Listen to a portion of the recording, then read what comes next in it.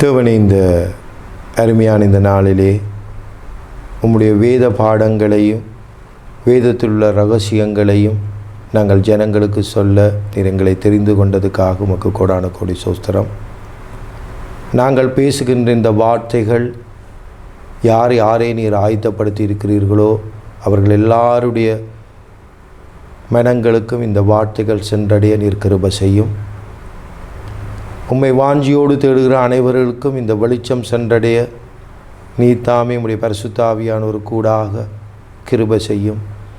விசேஷமாக நாங்கள் பேசுகின்ற வார்த்தைகள் ஒவ்வொன்றும் உம்முடைய பரிசுத்த ஆவியானோர் கூடாக நாங்கள் பேச உம்முடைய பரிசுத்த ஆவியினாலே எங்களை ஆட்கொள்ளும்.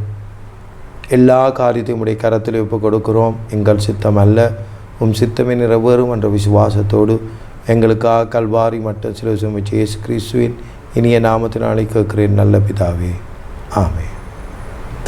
கடந்த வீடியோவிலே இந்த யெகோவாவின் சாட்சிகள் தங்கள் புத்தகங்களிலே எப்படி மாறுபாடான காரியங்களை எழுதியிருக்கிறார்கள் என்பதை நான் உங்களுக்கு காண்பித்தேன்.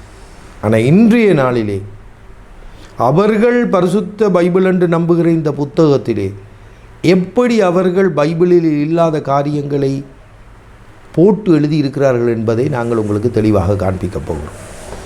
கொலோசியர் 1 அதிகாரம் 15-17 வரையும் வேதத்திலே தெளிவாக அவர்கள் தெளிவாக எழுதியிருக்கிறார்கள். இது இயேசுவுக்கான வசனம்.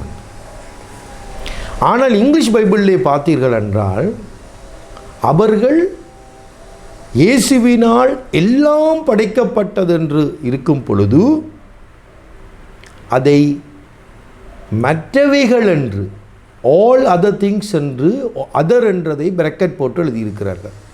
சிங்களத்திலே எடுத்துக்கொண்டால் அவர்கள் சிங்களத்திலே அந்த பிராக்கெட்டை கலட்டி அன்சியல்ல என்று தெளிவாக அந்த பொய்யை அந்த பைபிளில் எழுதியிருக்கிறார்கள். ஆனால் தமிழிலே வரும் பொழுது அவர்கள் பிடிபடுகிறார்கள். ஏன் தெரியுமா? அவர்கள் தெளிவாக இந்த தமிழ் பைபிளிலே எல்லாம் அவர் மூலமாய் சிருஷ்டிக்கப்பட்டது என்று மொழிபெயர்ப்புகிறார்கள்.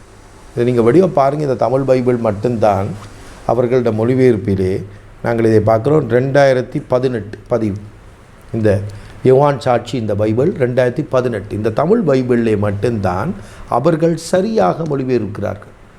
ஆனால் நீங்கள் இதே வார்த்தையை ஆங்கிலத்திலும் சிங்களத்திலும் வாசிப்பீர்களாயிருந்தால் நீங்கள் வஞ்சிக்கப்பட்டு விடுவீர்கள்.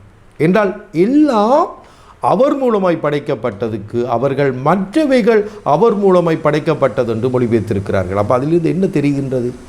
அவர்கள் பைபிளிலே இல்லாத எத்தனையோ காரியங்களை இந்த தமிழ் பைபிளும் போட்டிருக்கிறார்கள். ஆனால் இந்த இடத்திலே மட்டும் அவர்கள் அதை போட மறந்து விட்டார்கள். அதை நீங்கள் தெளிவாக விளங்கிக் கொள்ளுங்கள். இப்போ வெளிப்படுத்தல் சுவிசேஷம் 22 அதிகாரம் 18-19 தேவன் சொல்கிறார், இந்த வார்த்தையோடு ஒன்று கூட்டவும் வேண்டாம், குறைக்கவும் வேண்டாம். ஆனால் இந்த பைபிளிலே எத்தனை வார்த்தைகளை அவர்கள் பிழையாக இயேசுவுக்கு மொழிபெயர்த்திருக்கிறார். மற்ற காரியங்களை சரியாக மொழிபெயர்க்கிற அவர்கள் ஏன் இயேசுக்கான காரியங்கள், அதாவது வேணுமென்றே அந்த மொழிபெயர்ப்பை அவர்கள் இட்டு செல்லுகிறார்கள் அந்த பாதையில். ஆகையால் தெளிவாக நீங்கள் விளங்கிக் கொள்ளுங்க, இவர்கள் வேதத்தை மாற்றுகிறார்கள். அதனால் தேவன் என்ன சொல்லுகின்றார்? இவர்களுக்கு அந்த வாதைகள் கிடைக்கும். ஜீவ புஸ்தகத்திலிருந்தும் பரிசுத்த நகரத்திலிருந்து இந்த புத்தகத்திலிருந்து ஆசீர்வாதங்களிலிருந்து இவர்களுக்கு இருக்கான பங்கை தேவன் எடுத்து போடுவார். இப்போ சிலர் நிற்கிறார்கள், அது வெளிப்படுத்தல் சுவிசேஷத்துக்கு மட்டும்தான் அந்த வார்த்தை எழுதப்பட்டிருக்கின்றது. ஒரு போதும் இல்லை. நீங்கள் நீதிமொழிகளுக்கு போவீர்களானால் 5வது 6வது வசனத்திலே, ஸ்பெஷலாக 6வது வசனத்திலே தேவன் சொல்கிறார், இந்த வார்த்தையில் ஒன்றையும் கூட்டாதே, இது கூட்டினால் தேவன் உன்னை கடிந்து கொள்வாய், நீ பொய்யனாவாய்.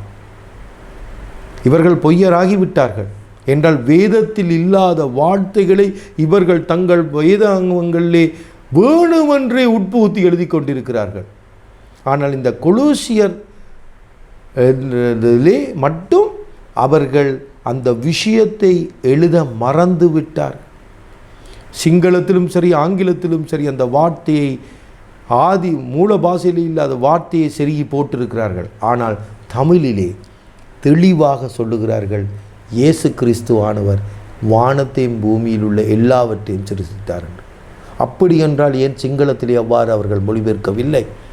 கொலோசியர் 1:16-17 4 இடங்களிலே எல்லாவற்றையும் அவர் படைத்தார் என்று சொல்லுகின்ற பொழுது தமிழ் பைபிளிலே எல்லாம் எல்லாம் எல்லாம் என்று இவர்கள் மொழிபெயர்க்கிறவர்கள் சிங்களத்திலே மட்டும் ஆங்கிலத்திலே மட்டும் மற்றவைகள் என்று மொழிபெயர்ப்பது ஏன்? இவர்கள் செய்த இந்த திருட்டுத்தனம் ஆங்கிலத்திலும் சிங்களத்திலும் பிடிபடுகின்றது. தமிழிலும் அதை நாங்கள் தெளிவாக பார்க்க போகிறோம். நீங்கள் யோவான் 1ஆம் அதிகாரத்துக்கு போவீர்கள் என்றால், ஆதியிலே வார்த்தை இருந்தது, அந்த வார்த்தை தேவனிடத்தில் இருந்தது, அந்த வார்த்தை தேவனாக இருந்தது. அதையும் இவர்கள் மாற்றி விட்டார்கள். ஒரு தேவனாக இருந்தது. அதை நாங்கள் இன்னொரு பாடத்திலே அதை நாங்கள் பார்ப்போம். அவர் ஆதியிலே தேவனோடு இருந்தார். ரைட். 3வது வசனம், எல்லாம் அவர் மூலமாகத்தான் உண்டானது, அவர் இல்லாமல் எதுவும் உண்டாகவில்லை. தெளிவாக இந்த வேத புத்தகம் சொல்கிறோம். இப்போ நீங்கள் ஒன்று யோசிங்க, எல்லாம் அவர் மூலமாய் உண்டானது என்றால் அவர் இல்லாமல் எதுவும் உண்டாகவில்லை என்றால் இயேசு எப்படி உண்டாக்கப்பட்டவராக இருக்க முடியும்? அவர் இல்லாமல் ஒன்றுமே உண்டாகவில்லை. ஆகையால் இயேசு ஒரு படைக்கப்பட்டவர் என்று அவர்கள் கூறுவது ஒரு பொய்யான விடயம். ஆனால் இதை மறைப்பதற்காக அவர்கள் தமிழிலும் சிங்களத்திலும் ஆங்கிலத்திலும் மற்றவைகள் என்று அதர் என்று அவர்கள் தவறாக மொழிபெயர்த்திருக்கிறார்கள். அப்படியானால் இந்த தமிழ் பைபிளை நீங்கள் போய் அவர்களுக்கு காண்பிப்பீர்களாக இருந்தால் அவர்களுடைய பொய்யை சிங்களத்திலும் ஆங்கிலத்திலும் நீங்கள் பெற்றுக்கொள்ள முடியும். அதே நேரம் அந்த சிங்களத்திலும் ஆங்கிலத்திலும் அவர்கள் எழுதும் பொழுது யோவான் 1:3 இயேசு இல்லாமல் ஒன்றும் உருவாக்கப்படவில்லை என்பதை சரியாக மொழிபெயர்க்கிறார்கள். ஆகையால் அங்கே சிங்களம் தமிழிலே அங்கேயும் நாங்கள் அவர்களை குற்றம் பிடிக்கலாம். அவர்கள் வேதத்திலே ஒரு வார்த்தையை மாற்றி இன்னொரு இடத்திலே சரியாக அது எழுதியிருக்கிறார்கள். ஆகையால் வேணுமென்றே இவர்கள் இந்த வேத புத்தகத்துக்குள்ளே தங்கள் வார்த்தைகளை உட்புத்துகிறார்கள். இதை எதிர்வரும் காலத்திலே இவர்கள் கர்த்தராகிய இயேசு கிறிஸ்துக்கு விரோதமாய் எங்கெங்கு மாற்றங்களை செய்திருக்கிறார்கள் என்பதை நான் தெளிவாக உங்களுக்கு கூறுவேன். அது மாத்திரமல்ல, அவர்கள் பைபிளில் இருந்தே இயேசுவை யெகோவா என்று மொழிபெயர்த்திருக்கிறார்கள் என்பதை நான் உங்களுக்கு தெளிவாக காண்பிப்பேன். ஆகையால் இந்த காரியங்களை உங்களுக்கு தெரிந்த சகலருக்கும் இந்த விடயங்களை வெளிப்படுத்துங்கள், அவர்களுக்கு தெரியப்படுத்துங்கள்.